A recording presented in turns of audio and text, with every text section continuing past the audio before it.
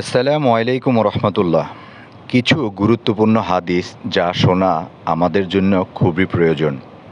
যাদের নামাজ পড়ার সময় দুনিয়াবি চিন্তা মনে আসে বা নামাজে অমনোযোগী তৈরি হয়, তারা ভিডিওটি শেষ পর্যন্ত দেখার অনুরোধ রইল। হযরত আলী রাদিয়াল্লাহু তাআলা আনহুর কাছে একজন ব্যক্তি এসেছে। তখন লোকটা বলল, হুজুর, আমার নামাজে মন বসে না।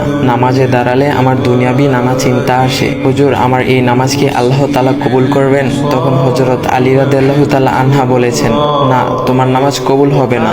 তখন লোকটা মনে অনেক কষ্ট নিয়ে চলে যাচ্ছেন। এমন সময় রাসূল সাল্লাল্লাহু আলাইহি ওয়াসাল্লাম এসে হযরত আলী রাদিয়াল্লাহু তাআলা আনহুকে জিজ্ঞাসা করলেন, ইয়া আলী, আপনার কাছে লোকটা কেন এসেছিল? এসে দেখি মন খারাপ করে চলে গেল। কেন, কি হয়েছে আমাকে বলুন। তখন আলী রাদিয়াল্লাহু তাআলা আনহু বলেন, তিনি আমার কাছে জানতে এসেছেন যে নামাজে দুনিয়াবি চিন্তা আসলে নামাজ হবে কিনা। আমি বলেছি, না, তোমার নামাজ কবুল হবে না। রাসূল সাল্লাল্লাহু আলাইহি ওয়াসাল্লাম তখন বলেন, ইয়া আলী, আপনাকে আমি একটা চাদর উপহার দিতে চাই, তবে একটা শর্ত আছে। আলী রাদিয়াল্লাহু তাআলা আনহু খুশি হয়ে বলেন, ইয়া রাসূলুল্লাহ, কি শর্ত তা বলুন, আমি আপনার সকল শর্ত মেনে নিব। বুঝতেই তো পারছেন রাসূল সাল্লাল্লাহু আলাইহি ওয়াসাল্লামের চাদর বলে কথা। তখন রাসূল সাল্লাল্লাহু আলাইহি ওয়াসাল্লাম বললেন, ইয়া আলী, আপনি যদি এই মুহূর্তে 2 রাকাত নামাজ একনিষ্ঠভাবে পড়তে পারেন দুনিয়াবি সকল চিন্তা দূর করে, তাহলে আমি আপনাকে সেই চাদরটি উপহার দেব। আলী রাদিয়াল্লাহু তাআলা আনহু বলেন, এটা তো সাধারণ ব্যাপার। আলী রাদিয়াল্লাহু তাআলা আনহু তখন নামাজে দাঁড়িয়ে গেলেন আর তিনি নামাজ পড়তে শুরু করলেন। এমন সময় তার মনের মধ্যে শুধু ভাবনা চিন্তা আসতে শুরু করলো, আচ্ছা, আমাকে যে রাসূল সাল্লাল্লাহু আলাইহি ওয়াসাল্লাম যে চাদরটা দিবেন, সেটা কি ফাতিমার চাদর নাকি রাসূল সাল্লাল্লাহু আলাইহি ওয়াসাল্লামের? আচ্ছা, চাদরখানা দেখতে কেমন হবে?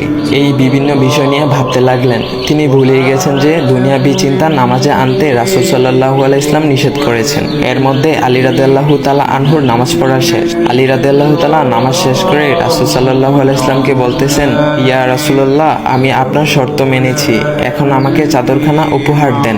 রাসূল সাল্লাল্লাহু আলাইহি ওয়াসাল্লাম বলেন, ইয়া আলী, আপনি কি একনিষ্ঠভাবে দুনিয়াবি চিন্তামুক্ত ছাড়া 2 রাকাত নামাজ পড়েছেন? তখন আলী রাদিয়াল্লাহু তাআলা আনহা মুচকি হেসে বললেন, না ইয়া রাসূলুল্লাহ, আমি আপনার চাদর নিয়ে অনেক কিছুই ভেবেছি।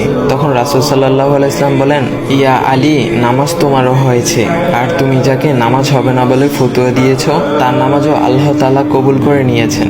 শোনো আলী, দুনিয়াবি চিন্তা দ্বারা নামাজ বাতিল হয় না, নামাজ মহান আল্লাহ তাআলা কবুল করে নেন।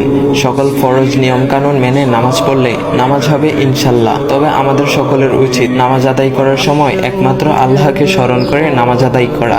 নামাজে দাঁড়ালে দুনিয়াবি চিন্তা মাথায় আসে, এটা শয়তানের একটা ফাঁদ।